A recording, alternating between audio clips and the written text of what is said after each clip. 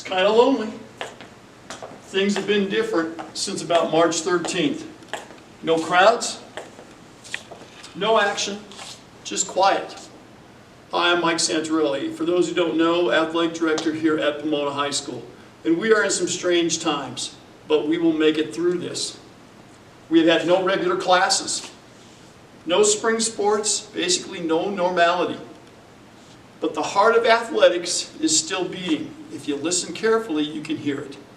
The coaches have been working extremely hard, trying to get ready for the next seasons, trying to keep their athletes involved, trying to keep a positive outlook.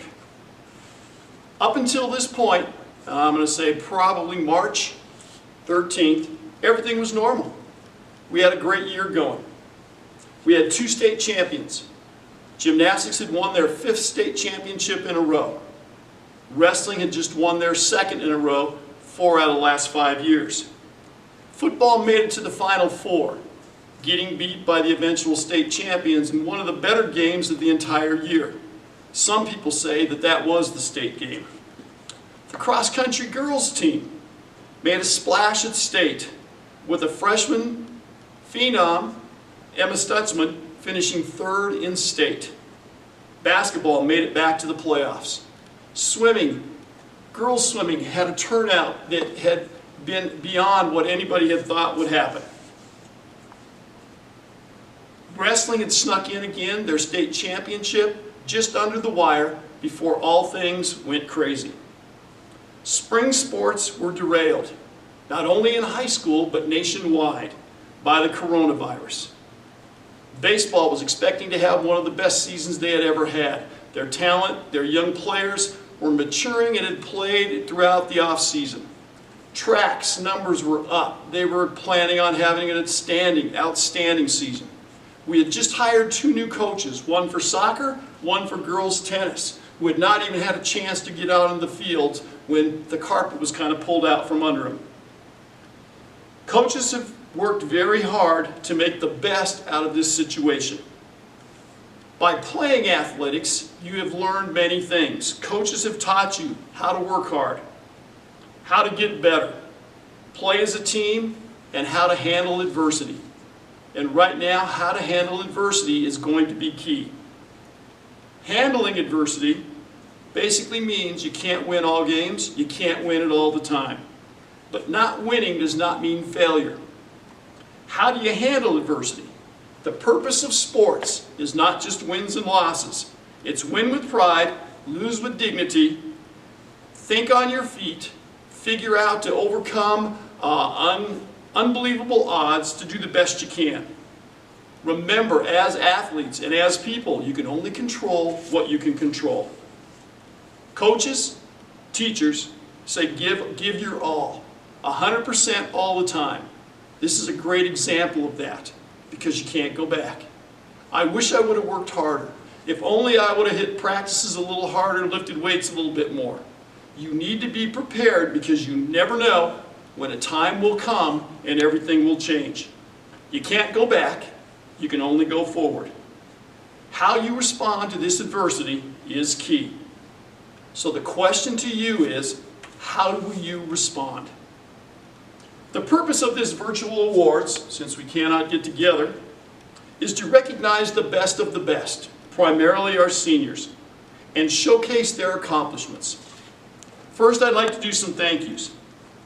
A thank you to Paul Seymour, our chief engineer here who keeps the building in great shape. They've done a great job all year. Linda Minzak, who has been here countless hours during this virus refunding money. To Terry Archer, athletic secretary, who has worked hard to keep information on the webpage and keeping everything up to date. To your coaches, who have worked extremely hard. And again, the coaches miss you. They wish they could be with you right now. This is their primary job, and they are probably more miserable than you are. To the teachers, who also miss you. They are out working hard, doing virtual classes, doing the best they can to prepare you for the future. To Mr. Geis, our principal. And to Mr. Daniels, who's behind the camera at this time, filming this virtual athletic awards night. To parents. In the past, I've thanked parents. how you have gotten dinners ready for your players, waiting for them for practice. Well, you've won a blue ribbon this year. Not only have you prepared dinners, you've prepared everything. You've had to live with your sons and daughters for the last 6 weeks, basically pushing them virtually for athletics, pushing them virtually for academics, and basically pushing them to do some stuff around the house. For this, you have earned your ribbon. You should be able to have your wings by the end of the month and go on to bigger and better things. At this time, I think it's time to start giving out our awards. But first, for all those athletes who have been here for the last 4 years, I'm going to share with you something that no one basically has seen before. Very few people know about it. Basically, underneath this P, Pomona High School has a basement that people have not seen. I'm going to give you a tour of the basement of Pomona High School. Where you guys hang out all the time, there are things going on beneath your feet. Behind this door, I don't stand here just for the fun of it. I try to make sure no one gets in here to find out Pomona's secret.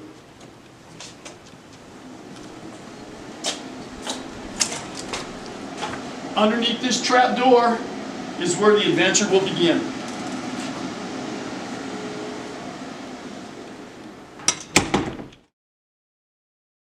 All right, here we are hidden below ground in the hidden basement of Pomona High School. This is probably the safest place on earth. There's no virus here. Let me give you a little history about this place. Hopefully everyone has been paying attention to their visual history teachers, Mr. Baskins, Miss Boychuk, and Mr. Martin, and are familiar with child labor laws. Well, let me refresh your memories. Back in the day, child labor laws were not our primary worry, and some people took advantage of children, making them do menial jobs. During this time, Pomona beautification meant an entirely different thing. If you were a student who did not go to class, were late to class, had a disregard for the rules, and poor attendance or grades, well, Pomona had a shovel, pick, and wheelbarrow with your name on it. Pomona's old CAD shop teacher, Mr. Alejandro, some of your parents may remember him, created plans and drawings. Former principals, McDonald, Kale, put this plan to work. Students who made this basement are all ex-grads. Some you may know, Mr. Kirchner, Mr. Allen, Mr. Nealon, Mr. Parson, Miss Kelly, Mr. Kaufman, Miss Newman, at that time Brody, Mr. Madden, Miss Aldridge, Miss Seacrest, Mr. Davis, and Mr. Collette. They all did their part to create, through Pomona beautification, and making this place possible.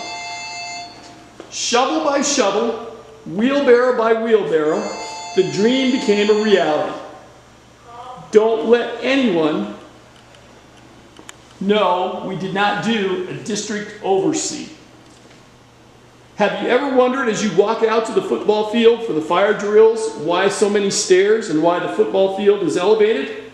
Well, we had to put the dirt and worn tools somewhere. When finished, we needed to do something with this space. Some people invest in gold.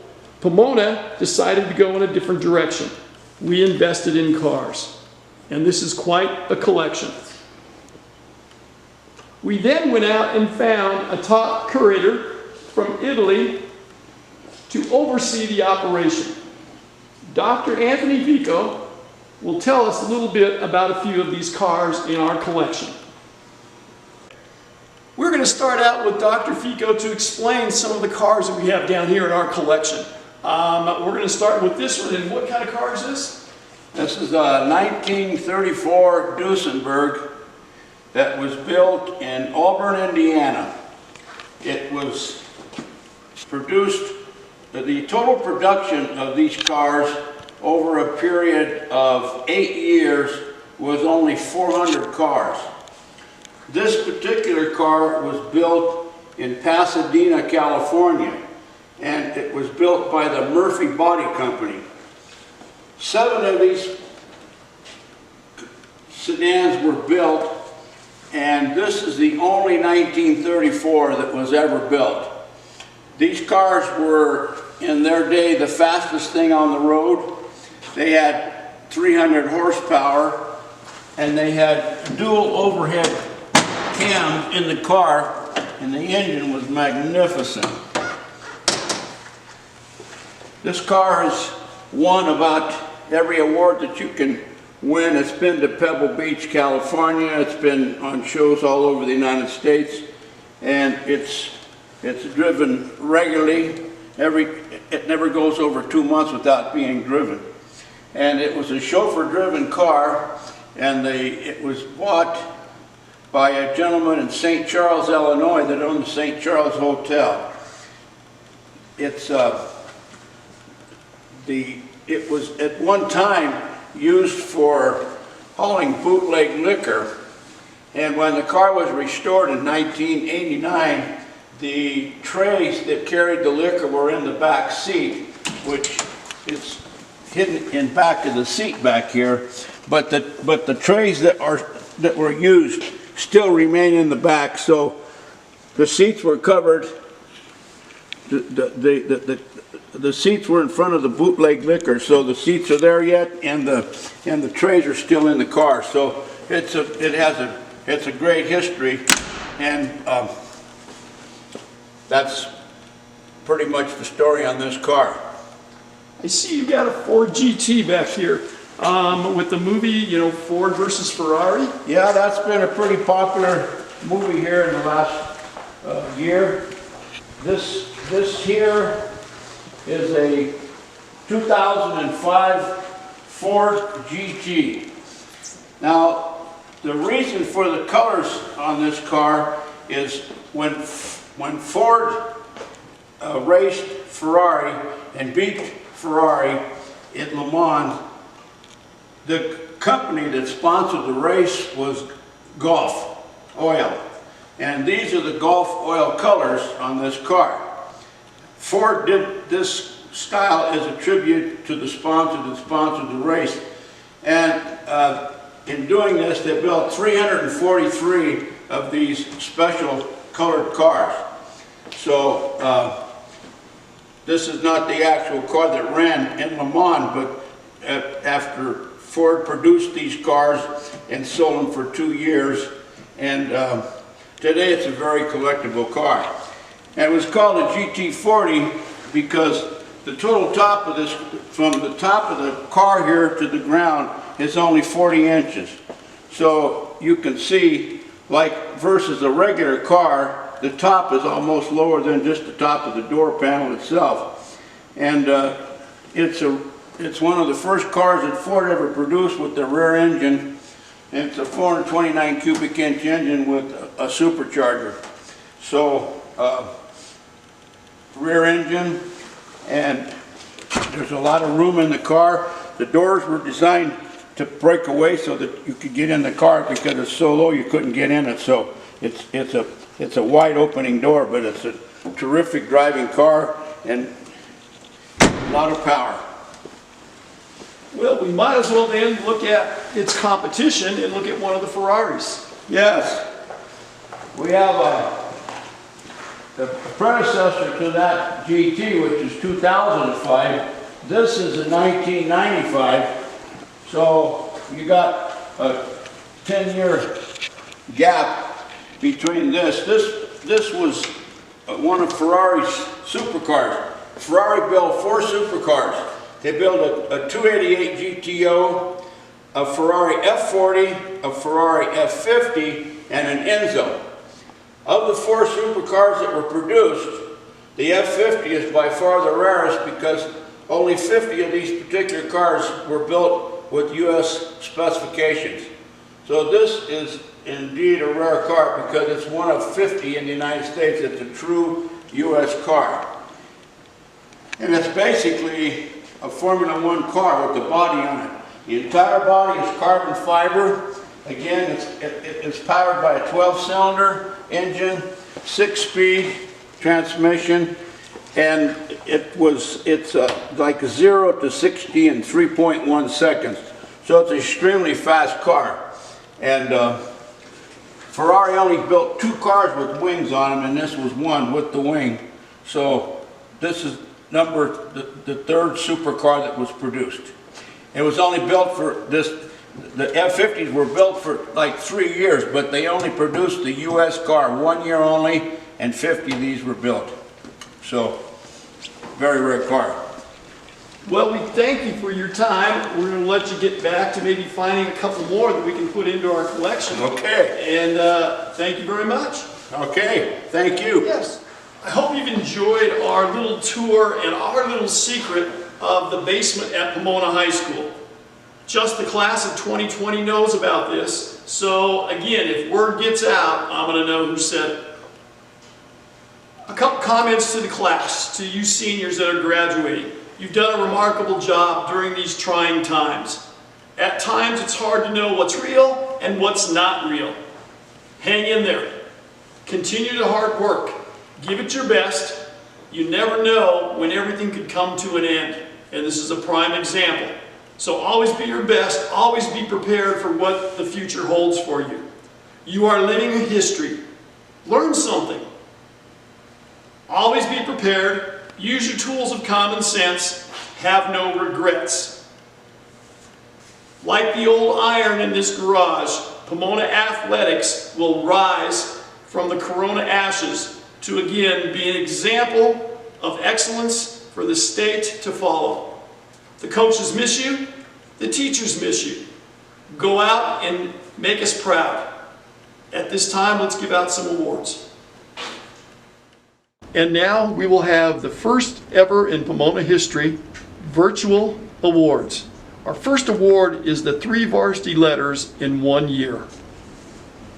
Isaiah Alvarez, football, basketball, track. Brooke Crapes, cross country, track, palms. Trevor Baskin, golf, basketball, track. Megan McGarvey, volleyball, swimming, track manager. Garrett Bishop, football, basketball, track. Elena Montoya, softball, basketball, golf. Dominic Nichols, football, basketball, track. And Isaiah Tishmunga, football, basketball, track. These athletes lettered in 3 sports in 1 year. Congratulations. Our next awards will be the 4-year varsity letter winners. These are students that have lettered in at least 1 sport for 4 consecutive years.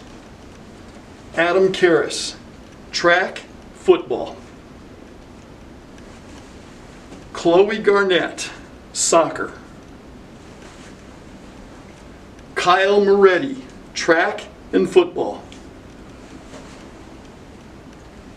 Brooke Hausbosch, soccer. Sanjay Strickland, track. Annika Verticopa, soccer. Brandon Taylor, wrestling. Ashley Bassett, track and cross country.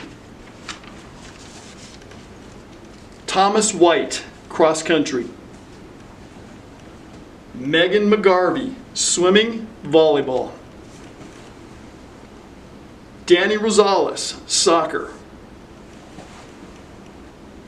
Teresa Christoph Hall, cheers. Johnny Gould, soccer. Morgan White, volleyball. Garrett Bishop, football. And Haley White, volleyball. Congratulations.